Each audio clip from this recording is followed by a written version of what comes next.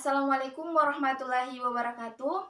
Perkenalkan, nama saya Putri Yuniar dari Fakultas Keguruan dan Ilmu Pendidikan, Program Studi Pendidikan Guru Pendidikan Anak Usia Dini Universitas Muhammadiyah Kendari.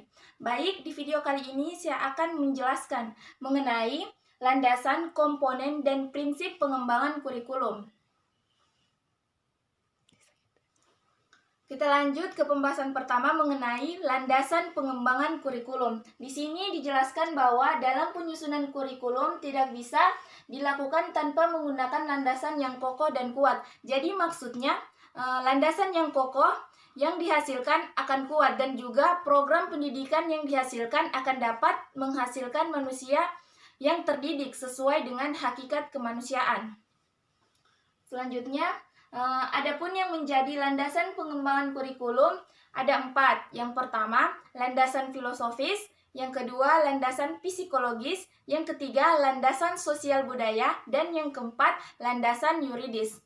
Baik, yang pertama kita melangkah ke landasan filosofis. Maksudnya di sini dia membahas mengenai dan mengidentifikasi landasan filosofis tersebut. Dan yang kedua, landasan psikologis. Landasan psikologis ini membahas dan mengidentifikasi mengenai landasan psikologis dalam pengembangan kurikulum tersebut. Dan yang ketiga, landasan sosial budaya. Landasan sosial budaya ini membahas mengenai perangkat, tujuan, isi, bahkan proses sesuai dengan kondisi perkembangan kurikulum. Yang keempat, landasan yuridis. Landasan yuridis ini membahas mengenai kebijakan pendidikan berdasarkan pada Konstitusi Undang-Undang Dasar 1945.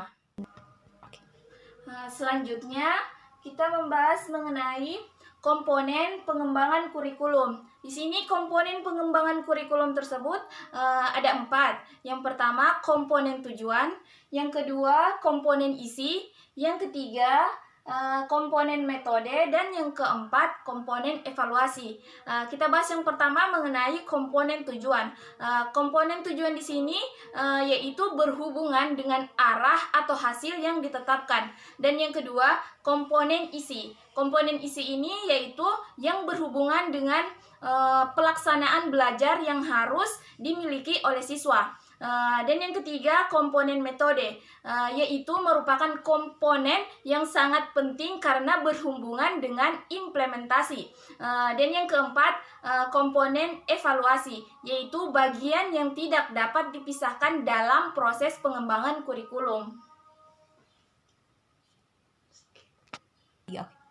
Baik, selanjutnya kita melangkah ke prinsip-prinsip umum pengembangan kurikulum. Prinsip-prinsip perkembangan kurikulum terbagi menjadi 2. Yang pertama, prinsip umum, dan yang kedua, prinsip khusus. Kita melangkah ke prinsip umum. Prinsip umum pengembangan kurikulum ada 5. Yang pertama, relevansi. Baik, relevansi ini ada 2, yaitu keluar dan ke dalam. Keluar ini membahas mengenai komponen-komponen kurikulum yang sesuai dengan kebutuhan. Dan relevansi ke dalam ini yaitu komponen-komponen kurikulum harus konsistensi antara komponen-komponen kurikulum tersebut. Dan yang kedua, fleksibilitas. Maksudnya di sini harus fleksibel atau harus tetap solid pada pelaksanaannya. Dan yang ketiga yaitu kontinuitas. Kontinuitas ini harus adanya kesinambungan antara proses belajar siswa dalam proses pembelajaran. Dan yang keempat di sini praktis. Maksudnya di sini bisa juga disebut dengan efisiensi. Dan yang kelima, efektivitas. Efektivitas di sini maksudnya keberhasilan yang tinggi baik dari segi kualitas atau maupun kuantitas. Baik, selanjutnya kita melangkah ke prinsip-prinsip khusus dalam pengembangan kurikulum. Prinsip-prinsip khusus ini juga terbagi menjadi 5. Yang pertama, prinsip berkenaan dengan tujuan pendidikan. Dan yang kedua, prinsip berkenaan dengan pemilihan isi pendidikan.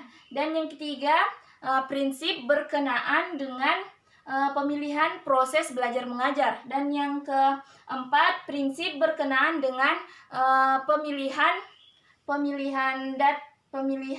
media. Dan yang kelima, prinsip berkenaan dengan pemilihan kegiatan penilaian. Kita masuk ke prinsip pertama, yaitu prinsip berkenaan dengan tujuan pendidikan. Di sini dia menyangkut tentang ketentuan atau kebijakan pemerintah. Dan yang kedua, prinsip berkenaan dengan pemilihan isi pendidikan. Dia sini menyangkut isi meliputi pengetahuan, sikap, dan keterampilan. Dan yang ketiga, prinsip berkenaan dengan pemilihan proses belajar mengajar. Di sini dia menyangkut tentang keselarasan atau kesesuaian dalam pemilihan metode. Dan yang keempat, prinsip berkenaan dengan pemilihan media. Dia ini menyangkut tentang ketersediaan alat atau bahan yang sesuai dengan situasi. Dan yang kelima, prinsip berkenaan dengan pemilihan kegiatan penilaian. Dia di sini menyangkut tentang kesesuaian dengan isi dan tingkat perkembangan siswa.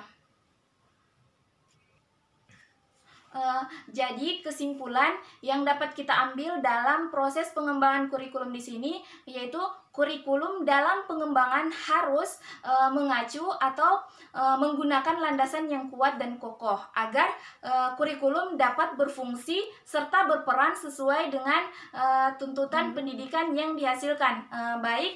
Mungkin itu saja yang dapat saya sampaikan. Lebih dan kurangnya mohon dimaafkan.